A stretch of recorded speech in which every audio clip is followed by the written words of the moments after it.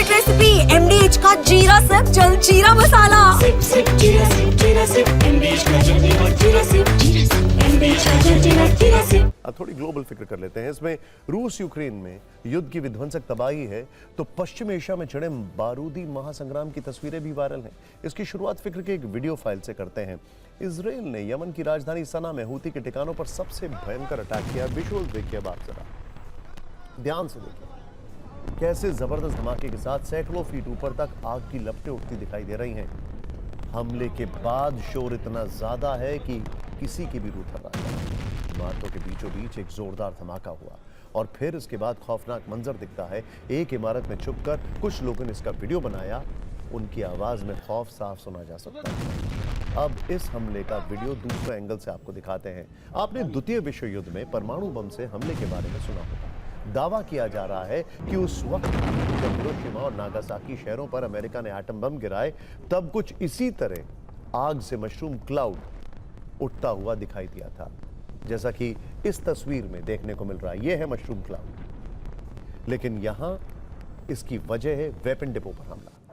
अब इस हमले की तीसरी तस्वीर देखिए। यह वीडियो काफी दूर से रिकॉर्ड किया गया है। जिस तरह से यहां आग का गोला उठता दिख रहा है उससे आप खुद अंदाजा लगा सकते हैं कि आखिर इसमें कितना बारूद का इस्तेमाल किया गया होगा। यह हमला कितना बड़ा था। जल्दी से आपको इसकी जानकारी दे देते हैं। यमन में इजराइल ने भीषण एयर स्ट्राइक की। इजराइल ने हूती के 50 से ज्यादा ठिकानों पर हमला किया है। इजराइल ने हूती के मिसाइल डिपो को निशाना बनाया है। इजराइल के हमलों में हूती के 10 से ज्यादा ऑयल डिपो तबाह हो गए हैं। इजराइल ने 12 फाइटर जेट से हमला किया है। यह हमला करीब 2000 किलोमीटर दूर से किया गया है। इजराइल ने यमन के राष्ट्रपति भवन पर भी हमला किया है। हमले में राष्ट्रपति भवन को काफी नुकसान पहुंचा है, जैसा उसने सीरिया में किया था। इजराइल ने 10 मिनट में यमन में तबाही मचा दी। हूती स्वास्थ्य मंत्रालय के प्रवक्ता ने कहा है कि इस हमले में 6 लोगों की मौत हुई है, जबकि 86 से ज्यादा घायल हैं। हालांकि यह आंकड़ा इससे कहीं गुना ज्यादा बड़ा हो सकता है। इजराइल ने इतने बड़े पैमाने पर यह हमला किया कि कई लोग बदहवास होकर सड़कों पर भागते दिखाई दिए। हर तरफ से आग की लपटें उठती हुई दिखाई दी। इस एयर स्ट्राइक के बाद इजरायली सेना ने बयान जारी करके कहा है कि अटैक हूती आतंकियों की तरफ से इजराइल के नागरिकों पर बार बार किए गए हमलों के जवाब में किए गए हैं। इजराइल ने यह भी कहा है कि उसने राष्ट्रपति भवन, 2 पावर स्टेशन और एक फ्यूल स्टेशन को टारगेट करते हुए अटैक किया, जिसमें हूती को बहुत ज्यादा नुकसान पहुंचा है। यमन में इतने भीषण अटैक के बाद भी नेतन्याहू का गुस्सा कम नहीं हुआ है। हमास, हिजबुल्ला, हूती और ईरान को नेतन्याहू ने वार्निंग देते हुए कहा है कि इजराइल पर हमला करने वालों की तबाही तय है। इजराइल किसी भी हमले का करारा जवाब देगा। आइए देखते हैं नेतन्याहू ने क्या कहा। दूसरी ओर यमन की राजधानी सना पर हवाई हमले के बाद हूती हाई अलर्ट पर है।